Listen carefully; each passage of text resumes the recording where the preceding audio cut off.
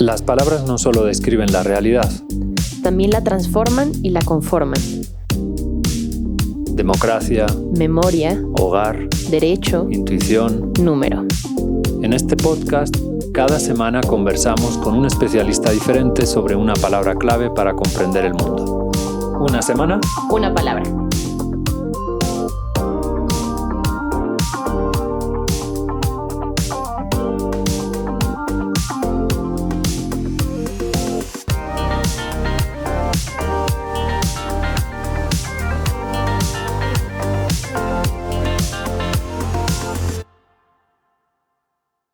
Para el primer episodio de la serie, escogimos la palabra palabra. No podía ser otra. ¿Cuál es su historia? ¿De dónde procede? ¿Cómo determina nuestro modo de pensar? Excepcionalmente, en este episodio no tenemos invitado especial, pues lo dedicaremos a compartir el núcleo de la filosofía del programa y a conocer un poco más a los especialistas que nos acompañarán en todos los demás episodios. Carlos y Margarita. Antes, volvamos a nuestra palabra de hoy. Creemos que las palabras sirven para describir la realidad. Hoy luce el sol, estamos grabando en el ITAM, me llamo Javier, acaba de pasar un elefante por la esquina. En todos estos casos, nuestro objetivo al hablar es reflejar lo que sucede alrededor. Si lo hacemos acertadamente, me llamo Javier, estamos grabando en el ITAM, consideramos que nuestras palabras son verdaderas. Si no acertamos con la descripción, acaba de pasar un elefante por la esquina, consideramos que son falsas. En todos estos casos pensamos en nuestras palabras como si fueran un espejo, cuyo objetivo es reflejar lo que sucede en la realidad. Cuanto más limpio está el espejo, más cerca estamos de la verdad y más objetivos somos. Y, al contrario, cuanto más deformado es el reflejo, menos objetivos somos. Por esta concepción de la verdad, la mayoría de los científicos buscan representar la realidad del modo más preciso. ¿Pero acaso la función más importante del lenguaje es la de reflejar la realidad? Michel Foucault fue uno de los más importantes filósofos de la ciencia del siglo XX, especialmente porque mostró que las premisas desde las que la ciencia trabajaba son cambiantes, mutables, transitorias. ¿Se puede hablar de sexualidad, planificación familiar o bisexualidad en la Edad Media? En aquella época ninguno de esos conceptos existía y, por tanto, defendía él aquello que designaban tampoco. Tales actos eran formulados como lujuriosos, caritativos o desviados, por ejemplo. Para nosotros existe una enfermedad que provoca que quien la sufre vea cosas u oiga voces, la esquizofrenia. Pero mientras que para nosotros esas visiones y voces son alucinaciones, en la Edad Media eran descritas como visiones divinas o diabólicas, provocadas por un ángel o por un demonio, por el mismísimo Dios o por Satanás, pero no por un desajuste químico en nuestro cuerpo. ¿Quién tiene la descripción correcta de este fenómeno? ¿Nosotros o ellos? Muy probablemente tú y yo respondamos que nosotros estamos en lo cierto, y seguramente nosotros tenemos una descripción más completa, pero muy probablemente, en unos años, nuestras explicaciones dejen de ser admitidas y sean superadas por otras más completas o más adecuadas a los valores del futuro, porque mañana nosotros seremos los nuevos antiguos. Este tipo de diferencia a la hora de mirar lo que nos rodea y por lo tanto de ver unas u otras cosas también ha afectado al lenguaje. Hasta el siglo XVI escribió Foucault: el lenguaje real no es un conjunto de signos independientes, uniforme y liso, en el que las cosas vendrían a reflejarse como en un espejo a fin de enunciar, una a una, su verdad singular. En su ser en bruto e histórico del siglo XVI, el lenguaje no es un sistema arbitrario, está depositado en el mundo y forma, a la vez, parte de él, porque las cosas mismas ocultan y manifiestan su enigma como un lenguaje y porque las palabras se proponen a los hombres como cosas que hay que descifrar. Una forma de comprender mejor lo que argumenta Foucault es acudiendo a los cuentos, mitos y leyendas. Estos han transmitido una y otra vez esta función especial de las palabras. Estas no solo sirven para describir la realidad, también sirven para conformarla. El cuento de hadas titulado Las hadas, recopilado por Perrault, ilustra esto.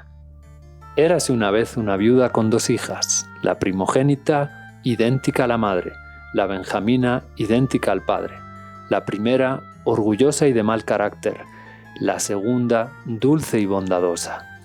La pequeña se pasaba los días haciendo las tareas más pesadas de la casa, entre las que estaba ir a recoger agua a la fuente 2 veces al día. Algo insólito le sucedió entonces. Una mujer, aparentemente pobre, se le apareció. «Dame agua», dijo, y la niña inmediatamente enjuagó su jarra, sacó agua del lugar más transparente de la fuente y se la ofreció, sujetando amable la jarra para que pudiera beber fácilmente. La mujer, agradecida, le dijo a la joven de corazón puro: «Sois tan bella, tan buena y tan amable, que no puedo dejar de daros un don», pues era un hada que se había tomado la forma de una pobre aldeana para ver hasta dónde llegaba la honestidad de la joven. «Os concedo el don de que por cada palabra que pronunciéis salga de vuestra boca o una flor o una piedra preciosa». Cuando la hermana joven llegó a casa, su madre la reprendió por regresar tan tarde de la fuente. «Os pido perdón, madre mía», le dijo la pobre muchacha, «por haberme demorado». Y al decir estas palabras, le salieron de la boca 2 rosas, 2 perlas y 2 grandes diamantes. Al observar el milagro, la madre le preguntó a su hija qué había sucedido, y ésta inocentemente se lo contó todo: la ida a la fuente, el encuentro con la vieja, su buena acción. La madre envió entonces a su hija favorita con una jarra de plata para que lograra el mismo don, pero las cosas no fueron como esperaban. Al llegar a la fuente, vio salir del bosque a una dama magníficamente vestida. Era la misma hada, pero la joven no lo adivinó. Pensó que el hada era una viejita pobre, como había descrito su hermana menor. La bella dama le pidió agua. La joven contestó: «¿Acaso he venido hasta aquí?», le dijo brutalmente orgullosa, «para daros de beber? ¿Acaso he traído a propósito una jarra de plata para darle de beber a la señora? Soy de la opinión de que bebáis por vos misma, si así lo deseáis». «No sois nada amable», repuso el hada sin irritarse. «Bien, ya que sois tan poco atenta, yo os otorgo por don que a cada palabra que pronunciéis os salga de la boca o una serpiente o un sapo». En cuanto la madre la divisó, le gritó: «¿Y bien, hija mía? ¿Y bien, madre mía?», respondió la malvada, echando 2 víboras y 2 sapos. «¡Oh cielos!», gritó la madre, «¿qué veo allá? Es vuestra hermana la causa, me las pagará». La hermana buena se escapó y conoció a un príncipe que, prendido por los milagros que observó al oírla hablar, se casó con ella. La hermana mala fue echada de casa por su propia madre y murió sola en el bosque. Moraleja: debemos cuidar lo que decimos, porque de ello depende nuestro éxito en la vida. Son las 7:45 de la mañana y, estresado porque no llegas al trabajo, te cambias de carril sin prender la direccional. Sabes que si la pones, no te permitirán cambiarte. El conductor al que le ganas el lugar dice algo. No oyes lo que dice y no te importa, porque no quieres oírlo. Sospechas que sus palabras podrían ofenderte, que sus palabras hacen una ofensa.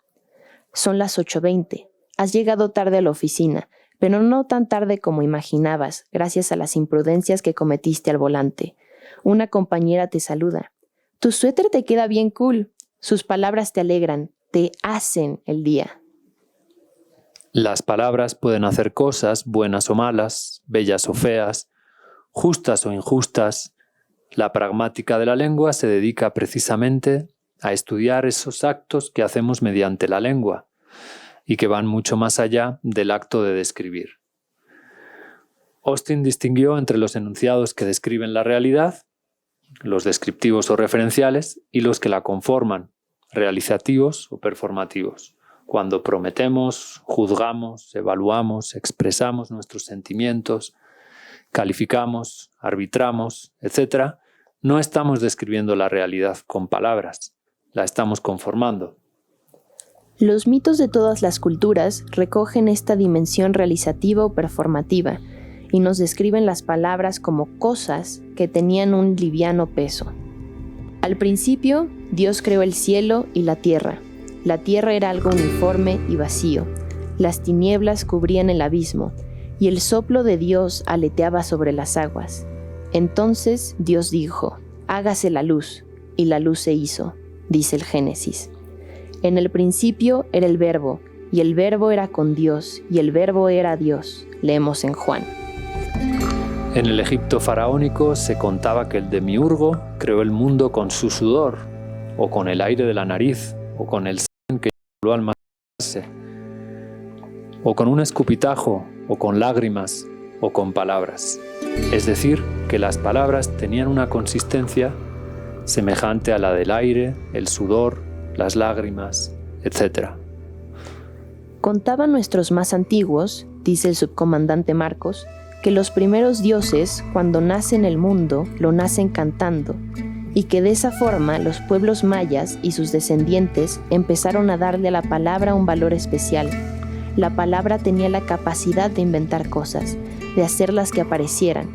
Y que desde entonces, en tanto que descendientes de los mayas, los zapatistas habíamos agarrado el modo que pensábamos que cuando hablábamos una cosa, en ese momento empezaba a existir. El Popol Vuh cuenta lo mismo. El gemelo divino persuade a lo que no es para que sea. Llegó aquí entonces la palabra, vinieron juntos Tepeu y Cucumats en la oscuridad, en la noche, hablaron entre sí, se pusieron de acuerdo, juntaron sus palabras y su pensamiento. Entonces conferenciaron sobre la vida y la claridad. ¿Cómo se hará para que aclare y amanezca? ¿Quién será el que produzca el alimento y el sustento? Hágase así, que se llene el vacío, que esta agua se retire y desocupe el espacio, que surja la tierra y que se afirme. Así fue en verdad como se hizo la tierra. Tierra, dijeron, y así al instante fue hecha. Como la neblina, como la nube y como una polvareda fue la creación. Las palabras, nos dice la filosofía y nos canta la mitología, crean realidades. Las palabras visibilizan e invisibilizan realidades. Heidegger incluso dijo que el hombre no es el dueño y el señor del lenguaje. El lenguaje es el dueño y señor del hombre. Por eso en este programa nos preguntamos por algunas palabras esenciales para comprender el mundo actual, porque preguntarnos por ellas es ya un modo de comenzar a cambiar la realidad. Tú, César, puedes conceder la ciudadanía a un hombre, pero no a una palabra, dijo Suetonio. Los próximos episodios los dedicaremos a palabras como intuición, memoria, resiliencia, número, voz, hogar, sueño, energía. En cada uno de ellos contaremos con un invitado especial que se ha dedicado a estudiar durante años todo aquello que hay detrás de una de esas palabras. ¿De dónde procede la palabra palabra? El diccionario etimológico de Joan Corominas dice que aparece en castellano por primera vez en el siglo XII. Palabra procede del latín parábola, que significa comparación, símil, y parábola procede a su vez del griego parabolé, que vendría del verbo griego que significaba poner al lado, comparar. Entre los derivados de la palabra encontramos apalabrar, palabrería, parlamento, parlamentario, etc., lo cual tiene mucho que ver con lo que comentábamos sobre la fuerza de las palabras para cambiar la realidad. El parlamentario era originariamente el que sabía hablar. Entre los nahuas, el dirigente de la ciudad era llamado Tlatoani, es decir, el que habla, el orador. Entre los mayas, el título que se daba a la clase sacerdotal era chilam, el que interpretaba los libros y la voluntad de los dioses. La palabra chilam significa el que es boca. En francés, palabra se dice mot, como en catalán mot. Ambas procederían de una palabra que vendría a significar murmurar, y en última instancia de la onomatopeya mu. En la actualidad, la palabra palabra tiene significados conocidos por todos y otros desconocidos por la mayoría. ¿Qué significa, por ejemplo, palabra en matemáticas? ¿Acaso números y letras son ambos códigos paralelos que nos ayudan a describir y transformar la realidad? Para responder a esta aventurada pregunta y a otras parecidas, en cada episodio de Una Palabra, Carlos Bosch nos explicará, desde los números, la importancia de la palabra escogida. Bueno, pues Carlos, es tu turno. ¿Cuál es la filosofía de tu sección? ¿Qué nos dicen las matemáticas al respecto de la palabra? Hola, ¿qué tal? Pues lo que vamos a tratar en esta sección es de abrir el conocimiento matemático a todo el mundo para que entiendan que las matemáticas son mucho más que hacer cuentas. En realidad, las matemáticas son ideas y las ideas no se pueden expresar sin palabras. Sin embargo, palabra tiene un significado muy preciso y específico en matemáticas. Veamos, les voy a dar un ejemplo.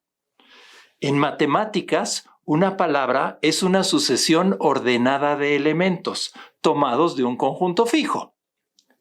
Y para entenderlo mejor, evidentemente, un ejemplo. Pensemos ahora en el conjunto formado por los elementos 2, 3, 5, 6 y 7. Ese es mi conjunto fijo. Y ahora les voy a decir algunas palabras que se forman con los elementos de ese conjunto. La palabra 2, 3, la palabra 2, 2, 2, la palabra 2, 3, 5, 6, la palabra 3, 5, 5, 5, 6, 7... El número de elementos de una palabra es diferente, como acaban de ver ahora. Di ejemplos con distinta longitud. Las palabras, en realidad, son un objeto fundamental en el estudio de la combinatoria y no es nada fácil. Contar, que es de lo que trata la combinatoria en gran parte, es muy difícil a pesar de que nos hacen creer de niños que todos sabemos contar y sabemos contar de una manera muy buena. Las matemáticas es la única área en donde se cuentan los infinitos. Bueno, también en la literatura.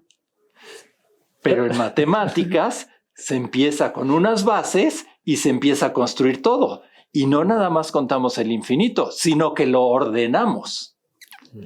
Cosa que en la literatura lo dudo un poco, por lo que yo he leído. Entonces, sigamos con lo que estamos haciendo, ¿sí? Los problemas típicos del área de combinatoria son problemas como de cuántas maneras diferentes se puede elegir un presidente, un secretario y un tesorero de un grupo de 6 hombres y 8 mujeres si se desea que al menos una de estas personas sea el presidente o el secretario sea una mujer. Esos son los problemas típicos y son los más facilitos. Sin embargo, yo me voy a ir hacia otro lado. ¿Cuáles son las palabras más usadas en matemáticas? ¿Sabemos? ¿El 0 y el 1? Esas son las más usadas. Pregunto por las cuestiones de ingeniería en computación. Hacia allá nos vamos a dirigir entonces. Me has dado pie para que hable de la computación. Pues las palabras 0 y 1 son muy usadas en computación. Es decir, tenemos un conjunto de 2 elementos, verdadero o falso, hay corriente, no hay corriente, y esa es exactamente la clave. Entonces el 0 no pasa corriente, el 1 sí pasa corriente. Y eso es lo que utilizamos nosotros en las computadoras. No utilizamos 0 y 1.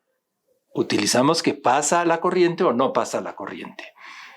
Bueno, pues me pregunto, ¿cuántas palabras se pueden formar de longitud 4 con el 0 y el 1? Y eso sería muy fácil verlo, ¿no? Simplemente nos sentamos un momentito a escribir y tenemos la 0000, la 0001. Y si lo hacemos con orden, rápidamente encontraremos el número de palabras que se pueden escribir con 01, que son de longitud 4. Pero la cosa se vuelve un poquito distinto cuando pensamos en una palabra de longitud 25. ¿Cuánto nos tardaríamos en escribir todas esas palabras. O bien de longitud, que es una de las que se usa en computación, 256. Me siento en examen de matemáticas. ¿Esas son las permutaciones o no? Muy mal. Vamos a hablar un poquito de eso también, ¿sí? Entonces, pues fíjense ustedes que las palabras de longitud 25 que se pueden escribir son 33.554.432. ¿Ok? Muchísimas. Entonces, imposible que a mano nosotros lo podamos hacer. Tenemos que usar las ideas matemáticas para poder saber cuántas palabras se pueden escribir. Ese es el resultado para 25. Para 25. O sea que si para 256, te pregunto. O sea que hay 33 millones de posibilidades de ordenar a 25 personas en una fila. No. Ok. No. A ver. De ordenar, es decir, de poner ceros y unos en 25 casillas. Ah, ok. De manera distinta. ¿Ok? Ok. Tú me hiciste que hablara de la computación. Entonces, tienes que seguir vamos a seguir en esa línea, ¿sí? Okay. Entonces, ¿hay corriente o no hay corriente? El problema que me acabas de decir es también importante en combinatoria, pero es un problema diferente. Aquí nos vamos a ir esencialmente a la computación. Y te pregunto, ¿cuántas palabras de longitud 256 se pueden escribir? Bueno, muchas. Sé que no me va... Muchas, exactamente, pero en matemáticas eso no se vale. Mucho y poco no son términos matemáticos, no son palabras matemáticas. Entonces, haciendo una cuenta más o menos rápida, es un número de 85 cifras. 85 cifras. No se dan cuenta ustedes de lo que es eso. Ni nuestros escuchas se dan cuenta de lo que es eso. Para que se den cuenta, simplemente les voy a decir cuánto se tardarían ustedes en escribir 1.000.000 de números, empezando el 1, 2, 3, 356.854, 356.855, etcétera, etcétera. Es decir, todos los números desde 1 hasta 1.000.000. Una cuenta fácil nos hace ver que nos tardaríamos 25 días en escribir 1.000.000 de números, que no es algo muy grande, ¿sí? Ahora, ¿por qué el 256 es usado mucho en computación? Bueno, porque es una potencia de 2. Y la potencia de 2 es precisamente lo que tiene que ver con el 0 y 1. 2 a cierta potencia, ¿sí? El conjunto a cierta potencia, ¿sí? Y cómo podemos combinar todo eso, ¿sí? Entonces, aquí acabamos de ver que las palabras son algo fundamental e imprescindible en las matemáticas. Y para terminar y no abrumarlos con tantos números, simplemente les voy a cerrar dándoles 10 palabras matemáticas que empiezan con una A. Estoy seguro que ustedes podrán decir muchas otras. Ábaco, álgebra, algoritmo, altura, análisis, ángulo, aplicadas, aritmética, astronomía. Y la 10ª importantísima que acabamos de hablar hace un momento, que te dije que empezaban las matemáticas con unas bases, son los axiomas.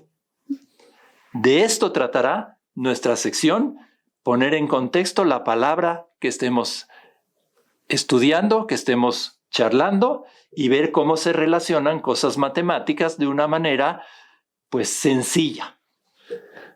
Pues muchísimas gracias, Carlos. Me imagino que una de esas palabras que algún día nos comentarás será justamente la que dio origen a la palabra palabra, es decir, la palabra parábola. Pues pensé mucho en hablar de parábola, pero me parecía que cualquiera de ustedes lo podía hacer mejor que yo, inclusive en matemáticas. En cambio, saber lo que es una palabra en matemáticas es lo que es diferente, y de eso quiero hablar.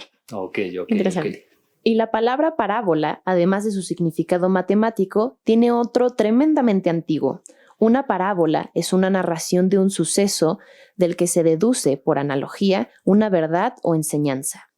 Quizás en el origen toda palabra fue parábola y todo el lenguaje, narración que aludía al silencio primordial. El descubrimiento de la metáfora encendió el pensamiento abstracto. Una vez que un viajero de Argos hubo visto a los pastores en las colinas pedregosas como pastores de los vientos, una vez que un marinero que había salido del Pireo hubo sentido que su quilla estaba labrando el mar, el camino a Platón y a Kant estaba abierto. Empezó en la poesía y nunca ha estado lejos de ella. La palabra poesía tiene que ver con poiesis, que significa hacer, literalmente en griego. ¡Qué bonito! Con estas bellas palabras, el crítico literario Rudolf Steiner apuntaba que fue el lenguaje figurado, el metafórico, el parabólico, el que disparó el pensamiento filosófico. Cicerón argumentó que el modo metafórico de hablar nació de la necesidad, bajo la presión de la indigencia y de la perplejidad, pero se recurrió después a él por su belleza.